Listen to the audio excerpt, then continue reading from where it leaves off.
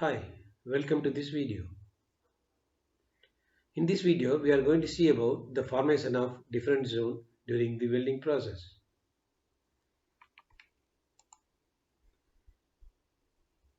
Formation of different zone in the welding. During welding, when heat source interacts with the workpiece metal, the flow of heat in material varies from region to region, which results three different zone formation over the metal piece. Those three different zones are fusion zone, heat affected zone and base metal zone. Heat affected zone.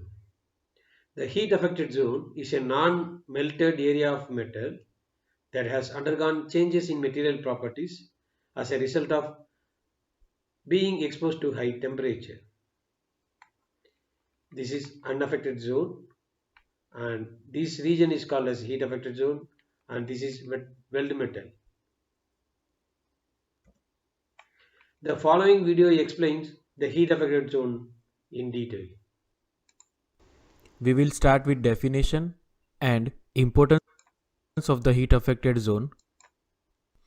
I will try to explain you heat affected zone based on cross-section area of the welding and how different layers of the metal are affected by heat and how they become heat affected zone layer to layer. To understand the heat affected zone, we need to understand the phenomena of heat transfer first, and after understanding heat transfer phenomena, it will be very easy for us to understand heat affected zone. So we know heat transfer happens from one body to another body via three main ways.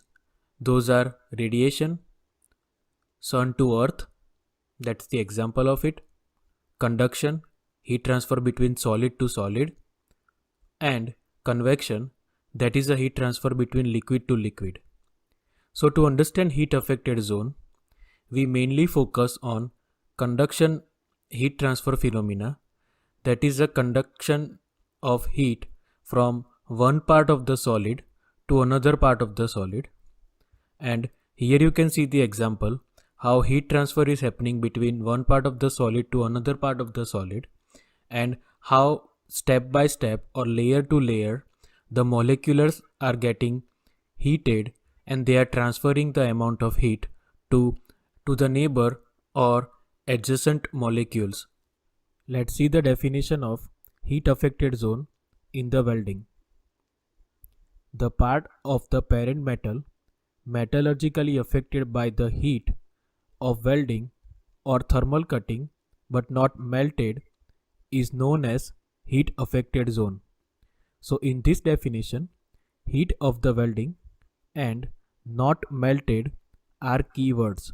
So we have to remember that any part of the parent metal which are affected by the heat of the welding but at the same time they are not melted, that area is considered as heat affected zone.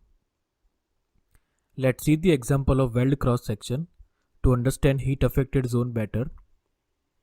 So as you can see, weld is applied, and after finishing the weld, the fusion of the molten metal is fused between both sides of the weld, that is your parent metal.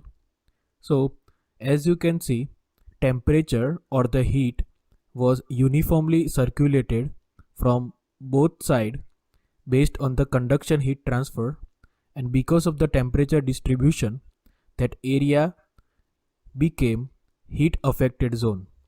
So that area was not melted or was not fused, but still the temperature change or the heat application happened to that area. That is why it is heat affected zone. Let's see the example of weld metal and heat affected zone. As you can see from the weld coupon, the section area of the weld coupon which was cut and prepared to see the heat affected zone, you can clearly see heat affected zone contours which is on the parent metal or which is on the base metal near to the fusion area, and because of the temperature change, because of the heat input, how that area, that heat affected zone is different than the parent or the base metal. and it's mainly affected by heat. Let's see the importance of heat affected zone. Because of the application of the heat from weld metal to the base metal, there is a sudden change in metal temperature. When metal cools down after the welding, because of this temperature change, microstructure and mechanical property of the metal changes. Now talking about microstructure and mechanical properties, during the cooling of the base metal, hardness of the heat affected zone changes, and that change in the hardness is depend upon the rate of the cooling, that is your cooling speed. So faster you cool, harder the material you will get, which is not efficient and manufacturing friendly. At the same time, slower you cool, the uniform hardness material which you will get, which is more manufacturing friendly and efficient. So heat affected zone cannot be ignored. It can be increased or decreased based on the heat input. So more heat you put, larger the heat affected zone, and less amount of heat you put, the smaller heat affected zone. It also depends on the grain structure while cooling down. So as you can see from this figure, this is the microstructure of a metal grains. The faster you cool, the hard and brittle material you get. At the same time, slower you cool, soft and ductile material you will get. So we talked about the hardness and grain structure for heat affected zone. Some of the key points which we discussed about heat affected zone are: more amount of heat you put, larger heat affected zone you will get, that will cause faster cooling, and faster cooling will cause more hard material, that is damage to the structure. So the key point is you have to control the amount of heat which you put during the welding and later the cooling part of the weld metal. Some of the points which are very helpful to understand and to control cooling and heating about heat affected zone are: preheating. So if you preheat the metal, uniform amount of heating and cooling you will get, that will cause uniform hardness of the material.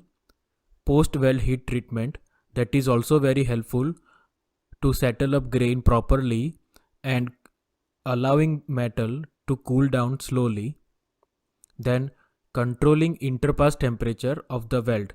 So while you are welding, you also have to monitor interpass temperature, and you have to make sure that interpass temperature do not make metal more hot, or it should be within the requirement of the WPS. Less current and efficient travel speed. Sometimes you weld too slow, that will put lot of amount of heat to the weld metal, that will also cause faster amount of cooling later on. And finally, smaller diameter of electrode. The smaller diameter you use, the less amount of heat which you put to the weld metal, and that will be helpful to later cool down the metal. Thank you.